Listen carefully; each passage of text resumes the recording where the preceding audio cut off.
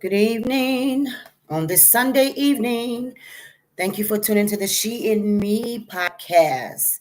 This is my first broadcast coming to you live, and I'm excited for the opportunity to be able to come to YouTube. This is something new and something fresh, and I am in high expectation that this podcast will bring you such encouragement, strength, challenging you to be a woman to start thinking and allowing yourself space to grow. Yes, to grow as a woman um, and then even allow God to enlarge your territory. I don't want to make the podcast super spiritual. So I want to make sure that I be able to have conversation with women of today, what we're dealing with as women. And we as women, we go through a lot and we deal with a lot. So it's nothing like having another woman to be able to identify with your struggles and identify with some things that you may have endured in your life. So I got my glasses on. I want to get started on what the podcast is going to entail. And I'm encouraging my viewers to purchase my book. And I have a book I am an author of, and that is I'm That Girl, Unapologetically Unstoppable. And it is on Amazon.com and it's on BarnesandNobles.com as well. And it's on other platforms. And you can also go to my website and purchase this book, OttoweissCook.com. And there's other informational things on my website that you can partake in as women, just for your personal growth and to make sure that you allow God to just stretch you and enlarge your territory as women. So I am excited about YouTube because this is going to be one of many conversations that we're going to have. And then we're going to enlarge the platform to allow other women to be able to come on and to have conversations with me. We're going to be streaming live together, and you'll be able to hear the voices of other women and be able to hear their testimonies and allow them the space to be able to share their wisdom and their knowledge and their understanding with you of things that they have endured in their lives as well. One thing that um, I want to make sure that this podcast brings, and that is an awareness um, of things that it seems like we continuously fall prey to or allow ourselves to, um, just be um, caught up in the web of confusion and not really embracing and know the truth about things. One of the things that I want to talk about is crossroads. There's a lot of us in uh at crossroads, and we need to make right decisions for our lives. So um I have a book club where we have book discussions, whether we come together on the second Saturday of every month at 6 p.m. and every fourth Saturday of the month at 6 p.m. So it's 2 times a month that we come on today together in the line on Zoom. And I'll make sure we put that information on Zoom. Put the information up on this YouTube page so you all can partake in that as well, because those are some holistic conversations that we're having, and we're really excited about it. And it's staying fresh in the minds of those women that are on that line, and they're getting the deliverance that they need necessary for their lives. Um, like I stated earlier, I don't want to just be rattling, but I want to make sure that we talk about crossroads.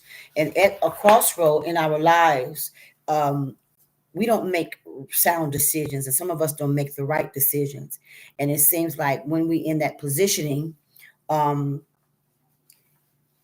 we mess up.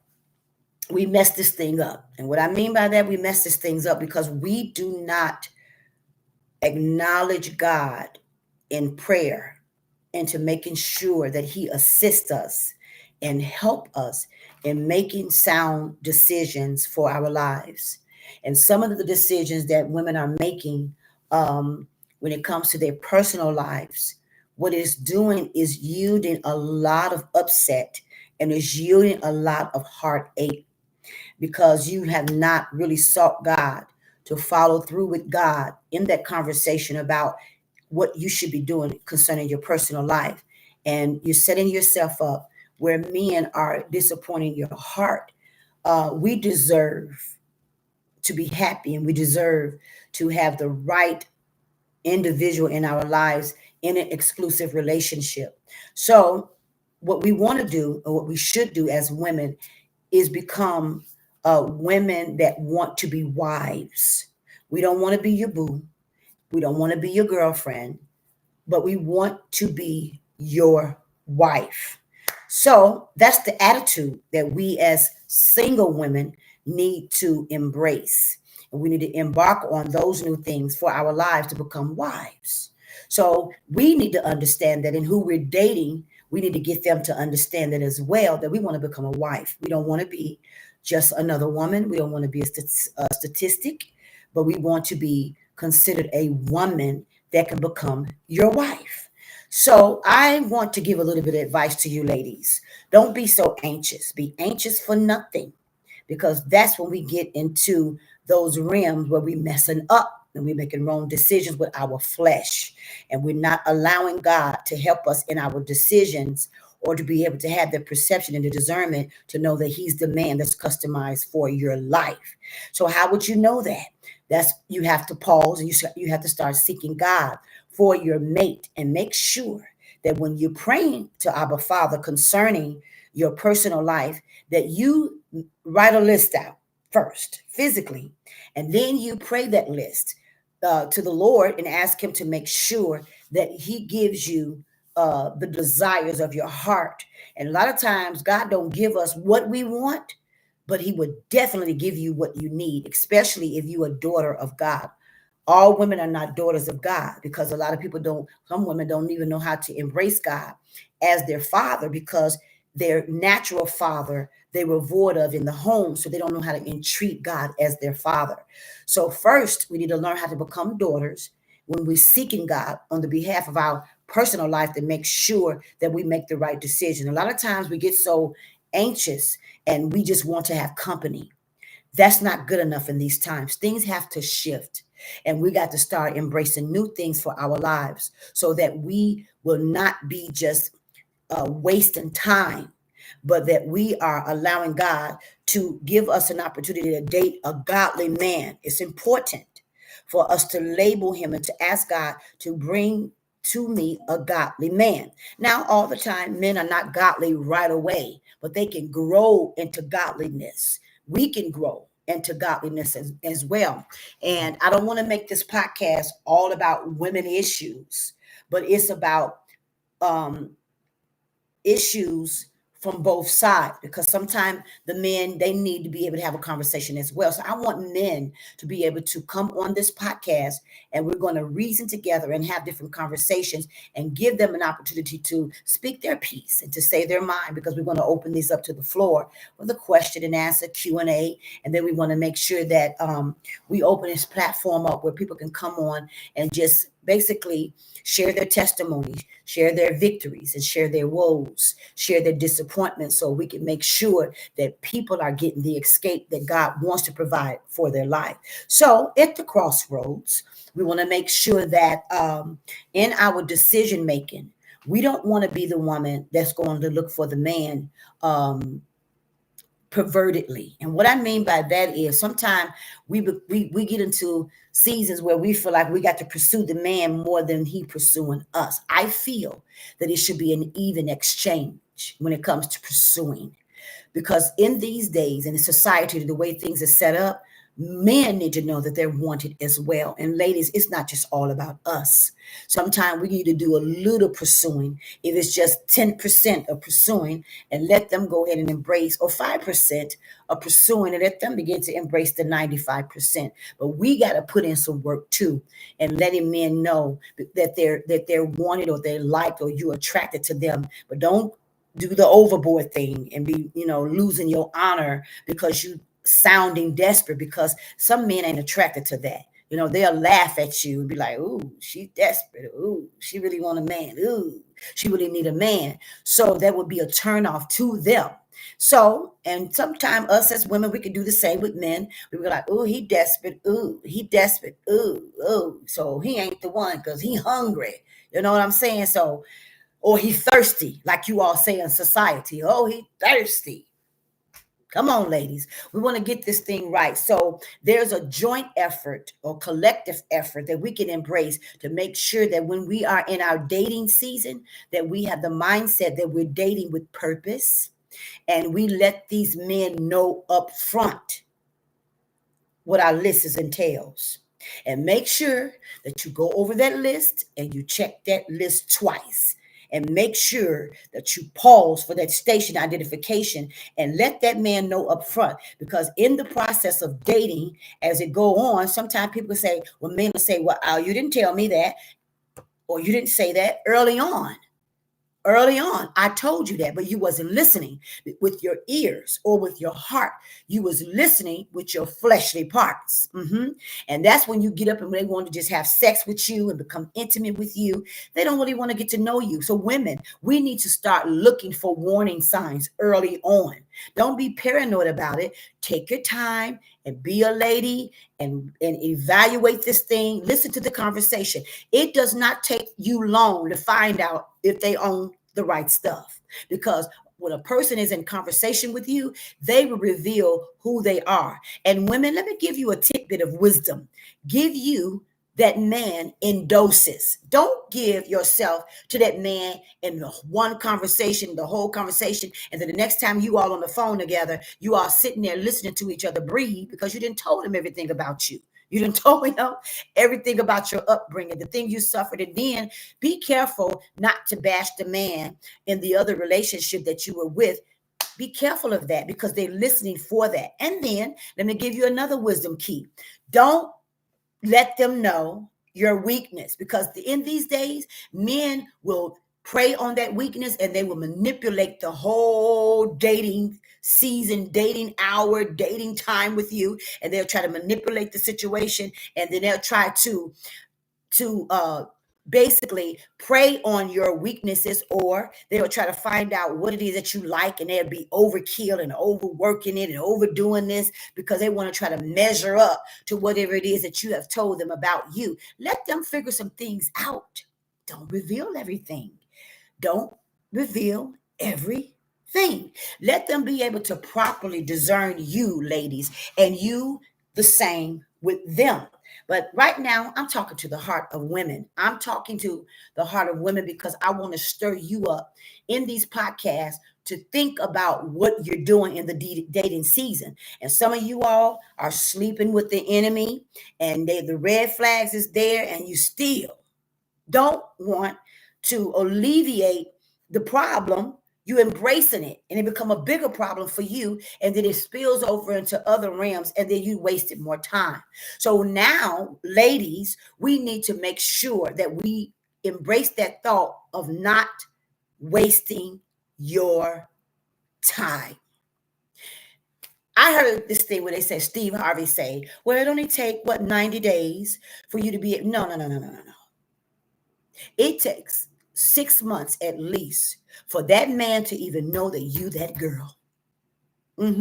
6 months. You should be able to be having elevated conversations about your future and what your future can look like and what your future can entail, what it is that you desire for your life, what are the do's and don'ts, the is and the ain'ts. Don't keep falling into these traps. And one of the biggest traps that we can fall into as women is sex traps, because that right there, if a man, oh my God, get a little bit of this and a little bit of that, then you so tied to him, and it would be harder for you to get away from him. And then if you discover he ain't the right one for you, then it can affect you mentally.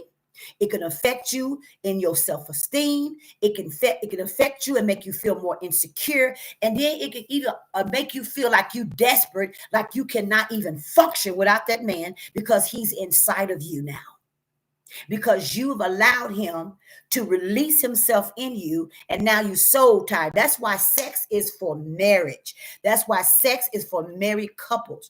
But we don't do that. Not in society, we give it up fast and we give it up quick. And if we think that that man really want us and we got that spirit of rejection inside of us and we insecure and we got low self-esteem, then you are tying your soul and your mind and the very essence of your being to that man. And then now you got to go through a whole process of getting or getting set free from him because you allow your flesh to speak that thing to you, and you doing things is not favorable in the eyes of God. So God said, you done already messed up. You done already messed up. You done already messed up because you didn't come to me first. God wants that relationship with us. He wants you to be that daughter. He wants you to be that daughter. So listen to this. I want to make sure that everybody they on. Okay, to know that I was on. Okay. So I have a testimony that I can tell. But on my next podcast, I'm going to begin to unpack some informational things to you and for you of my experiences and some things that I've endured in relationships. I was a woman that was married for 23 years. So I feel that me giving you my testimony and some of my experiences that I've endured, it would either do one or two things. It would prohibit you from making the same mistake that Ottoweiss made, or it would get you to thinking, do I really want to subject myself to some of the things that she had to endure? So I tell women, don't be afraid to tell other women what it is that you went through, because that's when you begin to speak loudly and you're not suffering in this thing silently and internalizing the hurts. That's giving an opportunity for yourself to be able to have that escape provided for you, because you're telling your testimony, and the devil don't have anything to be able to use against you to keep you defeated, because you've already put it out there and you've spoken it loudly. You were being very bold about it, and you said, this is what it is, and this is what I've endured, and this is what I went through, and this is what I'm not going to allow anymore. And see, with me, I've learned a lot, and I'm excited about it. I can really give high praises to God because I'm so thankful for all the things that I've experienced. I'm so thankful to God on all the things that I went through when it came to men, because what it did for me, it caused me to be able to effectively do ministry and to effectively have the conversation with you and to help you by being the wind in your back and push you forward in your life to avoid making the same mistake that Ottoweiss did. So there are going to be other women on this YouTube page. We're going to come together. We're going to reason together. I'm going to have coaches on here, whatever it is that we need and that's necessary for our life to make sure that we put Satan in his place. We're going to put Satan in his place, and we're going to be women that's going to always have a winner's attitude. And we're going to run that marathon, and we're going to make it to the finish line, and we're going to finish strong. We're going to finish in boldness. We're going to be complete. We're going to know what total deliverance can look like for our lives. And we're going to give Father God the space to make us a new woman. Sounds good. It sounds reasonable. It sounds that we need to make sure. It sounds like we need to make sure that we cleanse out our subconscious and start doing things right. Okay, ladies. So, in that being said, I want to just have another conversation. Just put a different spin on this YouTube about dating and about just basically making sure that you have your eyes focused on your life partner. Mm-hmm. And that we make sure that we're doing this thing correctly for a chance, because knowing defeat is not even an option. We don't want to know defeat. Defeat is over. Everything in life has shifted and it's changing. So we got to start approaching everything in our lives differently. Can we agree? Can we agree? Yeah. Did you tell the ladies that I was on? Mm-hmm. So let me say this. All right. A lot of times the enemy knows that you may have dealt with a young man that maybe was an abuser, and he may have abused you verbally, talked down to you, disrespected you, cussed at you, just giving an example. So you probably dealt with them for long term. And then you find out that you're not going to take it anymore. You're going to fight vigorously against this assignment of hell against your life. So you annihilate the relationship. Mhm. But you do not get healed from the trauma of being in a verbal abusive relationship. Mhm. So what you do is when a man raised their voice, it could be your son, it could be your brother, you're triggered because there's a sound, there's an echo that comes from a masculine voice being elevated. And what it does is it can bring you to a remembrance in your mind that, wow, I'm triggered. I'm almost shaken by it because I was verbally abused in the relationship that I stayed in past my time of knowing that it was time for me to go. Yes. So what we do is we walk around with these hurts, we walk around with these dismays in our heart. And then we feel like, okay, well, because I have not talked to them, I have not seen them, they're gone. Okay, I'm starting to feel better because I'm not focusing on it. I'm starting to feel different. Yeah. But then you later discover that when you begin to get back into the dating season, then here go Mr. Joe Blow, and he's hiding who he really is. So Joe Blow is a verbal abuser. You attract the same kind of man. Why? Let's pause for a moment and think about that. You attracted the same man because the other man is still inside of you. The abuser. So the abuser, the new abuser that's trying to come into your life, it can recognize the spirit that is indwelling inside of you. So that's what you're attracting because you're still in it. It's still housing it. That other abuser has made residence there. Are y'all hearing me? So here come the other abuser. So then it's in your life, and then all of a sudden it seems like everything is going well, and then he starts verbally abusing you, and then you say, "Wow, how did that happen? Wow, I'm experiencing some of the same things. I'm going through some of the same issues that I did when I was with Mr. Joe Blow." Uh-huh. But we never stop to think because people don't teach you all the way through. People just mask things, or they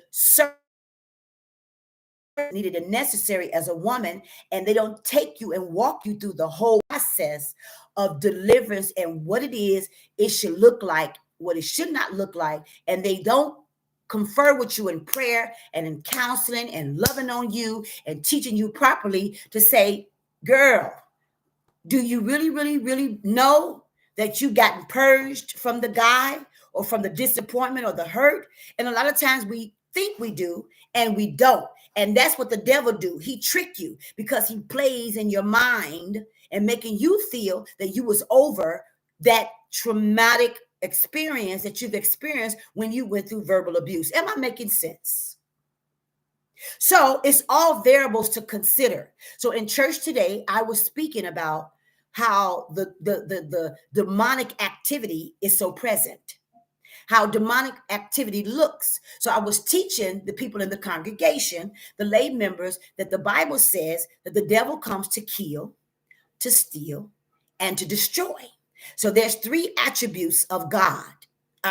Three attributes that God reveals to us about Satan. So I was bringing an awareness to the congregation about the demonic activity. So, ladies, this is a moment where you can pause and start thinking to yourself, am I really over the traumatic experience? Am I really over the things that I've endured in that relationship while I was in that relationship? Because sometimes, like I stated, we think and I'm going to repeat it, that we are, and that we have gone on from it, and God has given us a new heart and a new mindset concerning it, and we good. I'm not disturbed. I don't have any triggers anymore because I'm healed, and to find out later that you're not.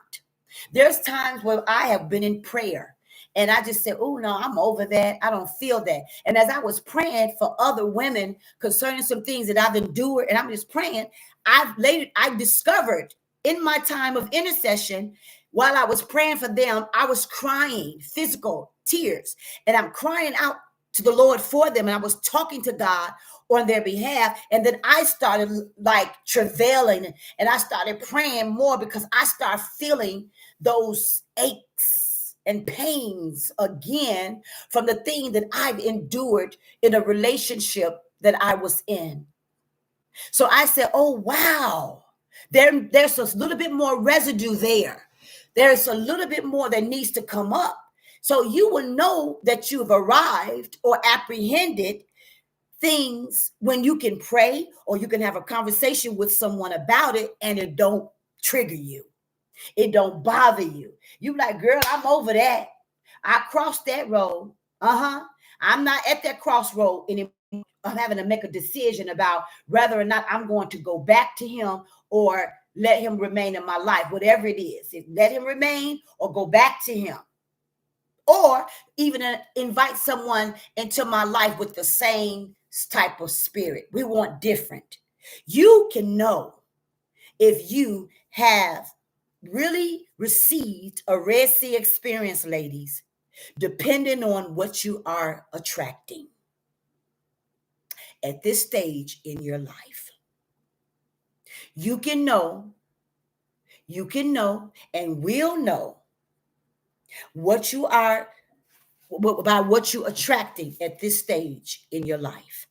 And I always say this, you attract your kind, but not fully, but there's some attribute in what you attracted that mirrors you. So I don't accept people telling me, well, I didn't even know that about myself. I didn't even know that about myself. And that's even the friends that we choose. The type of friends that you choose and the type of friends that you run with, it tells a lot about you. I had to tell somebody that recently. I said, now I get it more and more. The reason why you so gung-ho on this particular lady, because you just like them. So I even looking at my friends. And most of my friends that I have now, most of my friends, they're godly friends. They're praying women. So it gives me a sense of self-praise for myself, that I'm praising myself, that I am attracting the right friends for my life. So, ladies, we're still talking about dating because we need to get it down pat, and we need to make sure that we fall out of agreement with what the devil and Satan is suggesting when it comes to Black love. Okay? No. We change that narrative. We have the power to change that narrative about Black love not being able to thrive. We change. We can. We have the power within, ladies, to change that narrative that Black love cannot thrive.